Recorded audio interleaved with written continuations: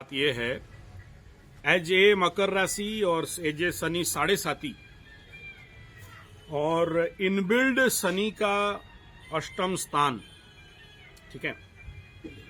और मन में चिंता आना, मन में नेगेटिव थॉट्स आना, मन में अवसाद आना, मन में भय आना, पड़े रहने का इच्छा होना, काम नहीं करने का इच्छा होना, आलसीपन होना, कभी कभार मन में किसी कारण बसात और बिना कारण का डिप्रेशन पे चले जाना। डिप्रेशन इन द सेंस मन ऐसा लगेगा कि शायद और मेरा कुछ नहीं होगा, शायद मैं साइलेंस हो गया हूं, शायद मेरे मन में कोई क्रिएटिव आइडियाज नहीं आ रहे हैं, शायद मेरा मन जीरो हो गया है, डंप हो गया है, साइलेंस हो गया है, स्टॉप हो गया है, मुझे कोई रास्ता नहीं मिल रहा है, या मैं कोई सोच नहीं पा रहा हूं, या मन में कोई भी प्रकार का भावनाएं मूवमेंट नहीं कर रहे हैं, या कुछ क्रिएटिविटीज नहीं आ रहे हैं। इस प्रकार के फीलिंग आना, मतलब अनुभव होना, सबको नहीं, किसी किसी को, और ऑटोमेटिक बाधाग्रस्त होना। अच्छा, ये दिन में हमेशा रहेगा ऐसा नहीं कह रहा हूं, दिन का पर्टिकुलर कुछ टाइम रहता है। मैं राशिफल में जैसे बता रहा था कि कभी कभी अष्टम लग्न का हो, या द्वादश लग्न में, या पाप ग्रह जहां बैठे हैं उसका लग्न में, इस प्रकार का फीलिंग आना और अपने ऊर्जाओं को उस समय कंट्रोल नहीं कर पाना और लगना कि यार ये दिन बेकार चला गया या ये टाइम बेकार चला गया। लेकिन होश आएगा जरूर, ऐसा नहीं है कि नहीं होश आएगा, और उस समय आप फील करोगे कि हाँ ये मेरा टाइम बेकार गया या बर्बाद गया। इस प्रकार के प्रोसेस मेंटली ये इस समय मकर राशि वालों के लिए होना स्वाभाविक बात है। इसके लिए ओरिड होने का कोई विषय बिंदु नहीं है, आप यहां से निकल जाओगे।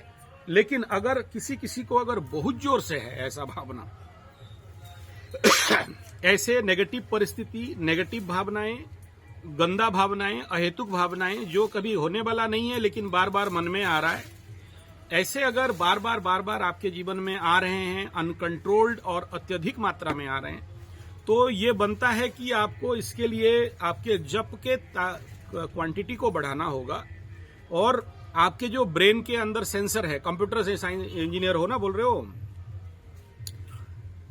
हाँ, तो जो सेंसर लगे होते हैं ना आपके ब्रेन में, आपके माइंड में, वो सेंसर में क्या होता है, बहुत सारे डस्ट पार्टिकल्स आ जाते हैं, या ऐसे समझो कि अनवांटेड फाइल्स, ठीक है, अनवांटेड फाइल्स जो कि रीड कर पाना मुश्किल है, जिसका कोई मूल्य नहीं है। आप अपने मोबाइल को कंप्यूटर में लगाओ और जब क्लीनिंग करने के लिए जाओ तो देखना बहुत सारे ऐसे फाइल्स होते हैं, आपको उसका कोई मूल्य नहीं रहता है, एम्प्टी है या फुल है या वैकेंसी है, नहीं पता, ठीक है, वैकेंट फाइल्स है ये नहीं पता। लेकिन वो होने के कारण आपके मोबाइल को स्लो करते हैं, आपके माइंड को स्लो करते हैं, आपके ब्रेन को स्लो करते हैं, आपके डिसीजन मेकिंग कैपेसिटी को स्लो करते हैं, आपके सोचने समझने का प्रोसेस को स्लो करते हैं, और आपको क्या करना और क्या नहीं करना, किस डायरेक्शन पे जाना है, ये आपको समझ में नहीं आता है। तो ये होना एक अत्यंत सरल है, और ये निकलता है अष्टम स्थान से। This is the energy of 8th house, okay, जो जहां से पीड़ा तो आना ही है, बाधाएं तो आना ही है। और हाँ, एकदम सही कह रहे हो। अभी जब से शनि भगवान कुंभ में आए हैं, इस प्रकार के परिस्थिति थोड़ा सा लोगों का घटे हैं, पर्टिकुलरली मकरू का घटा है, लेकिन कुंभ का इस समय बढ़ा हुआ है, मीन का पता नहीं चल रहा है, मेष का एनेस्थेटिकल प्रॉब्लम है, मकर का अभी शनि फिर से बकरी होने के कारण कुछ मकरू वालों को अभी ये रिपीट फीलिंग्स आ रहे हैं, ठीक है, कम आ रहे हैं, और जैसे जैसे शनि बकरी होके धनिष्ठा के तरफ जाएगा तो ये थोड़ा सा और बढ़ेगा, ठीक है, लेकिन उतना अभी और हार्म नहीं होगा। जो एकदम जीरो हो जाता था, कोई नया क्रिएटिविटी करने का टाइम में बाधाएं आते थे, अभी वो नहीं आएंगे, मतलब मूवमेंट हो जाएगा, इसमें ओरिड होने का कोई विषय नहीं है। और अगर यू फील दैट कि आपके मानसिक लेवल पे इस प्रकार के समस्याएं बिल्डअप हो रहे हैं, तो सीधा सीधा आपको मैं बताऊंगा कि केवल जप से या स्तोत्र से या पूजा पाठ से ये काम नहीं बनेगा। यू नीड मोर, कम से कम 1008 का आहुति का हवन करके बैठ जाओ, ठीक है। उस हवन सामग्री में लौंग, तिल, जायफल ये 3 जरूर सम्मिश्रण करना, थोड़ा सा जव धान, ये चीज जरूर मिला के आप हवन करोगे। वो जो धुआं है नाक के अंदर से, ऐसा नहीं कि सफोकेट हो जाओ, ऑटोमेटिक वो यज्ञ हवन का एनर्जी ब्रेन में जाएगा और ब्रेन को पोषित कर देगा, ठीक है, माइंड को पोषित कर देगा, और वो वहां से आप निकल जाओगे, एकदम गारंटी के साथ निकल जाओगे, उसमें कोई दो राय नहीं है। देखो 7.5 अष्टम शनि सीधा सीधा आता है माँ काली का, उसके नीचे कोई काम देगा नहीं, ठीक है। और आप ये आप निर्णय ले लो कि आपको कौन से काली के ट्रैक में चलना है, वेदर महाकाली, अष्टकाली, दंडकाली, संध्या काली, भद्रकाली, जो भी एनी एनर्जी ऑफ काली को ले लो और उसमें हवन कर लो, जप के साथ हवन करवा लो आप, तो ये निकल जाएंगे और फ्री फ्लो ऑफ एनर्जी मिल जाएगा, इसमें कोई प्रॉब्लम नहीं होगा, ठीक है। 108 नहीं 1008 मिनिमम, ठीक है। अभी आ रहा है आपके गुप्त नवरात्रि, ये श्रावण का महीना रथ यात्रा का समापन के बाद, ठीक है। तो ये गुप्त नवरात्रि में करो, सब कुछ प्राप्ति हो जाएगा। जिसका शादी वगैरह भी नहीं हो रहा है, जिसका पैसा वगैरह का समस्या है, और जिसका मानसिक जो आप बता रहे हो इस प्रकार के जो भी समस्याएं हैं, ये ऑटोमेटिक दूर हो जाएंगे, इसमें कोई दो राय नहीं है, ठीक है।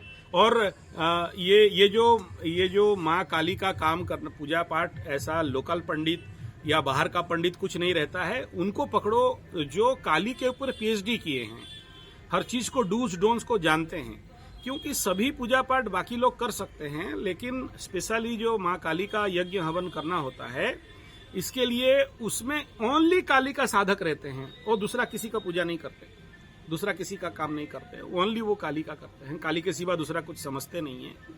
और हाँ, आपके चतुर्थ में मंगल बैठा, और ये कहा जाता है कि आपका माँ के साथ मंगल होने के कारण पटरी नहीं खाएगा। देखो माँ के साथ, ये जो माँ के घर में मंगल करे दंगल, ठीक मानता हूं, लेकिन ये भी देखो कि स्वगृही है, सुखे सुख के घर में है। मैं मेरे घर में हूं तो फिर पटरी कैसे नहीं खिलाऊंगा। हाँ, थोड़ा सा मंगल बैठा है तो झोल झमेला झंझट झगड़ा दिखेगा, लेकिन वो भी झगड़ा प्रेमपूर्ण रहेगा, ठीक है। हाँ, देखो मंगल के घर में, शुक्र अपने घर में, बुध अपने घर में, गुरु उच्चस्थ होके बैठा है कि नहीं। तो जब इतने सारे प्लैनेट आपके एक राइट कंडीशन पे बैठे हैं, तो आपको फिर पत्थर उत्थर का चिंता नहीं करना है, और ठीक है। आप खुद कह रहे हो कि मैं भक्तिमान हूं, मेरे अंदर भक्ति और ये का मानसिकता है, तो मैं यहां ये कहूंगा कि जितना ज्यादा हो सके ये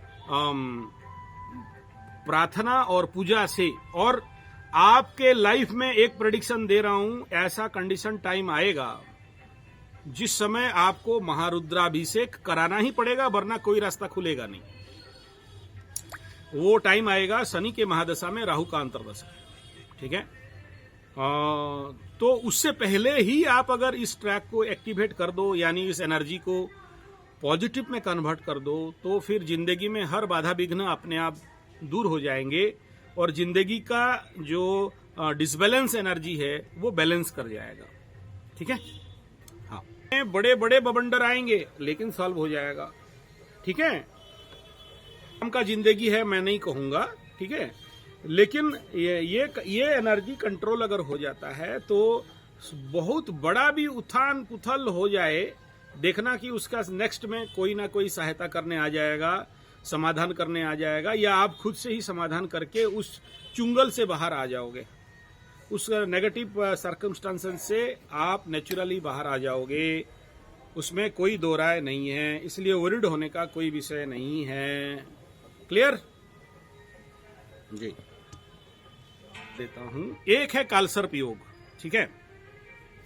तो बेसिक कालसर्प योग जो रहता है, और एक विपरीत कालसर्प योग रहता है, ठीक है।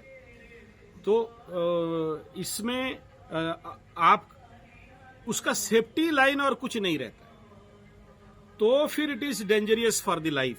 लेकिन आपके पास सेफ्टी वाल्व ऑलरेडी है, बाईपास इज देयर, गुरु उच्च का होके केंद्र में, ठीक है। तो इसलिए आपको बहुत चिंता नहीं करना है।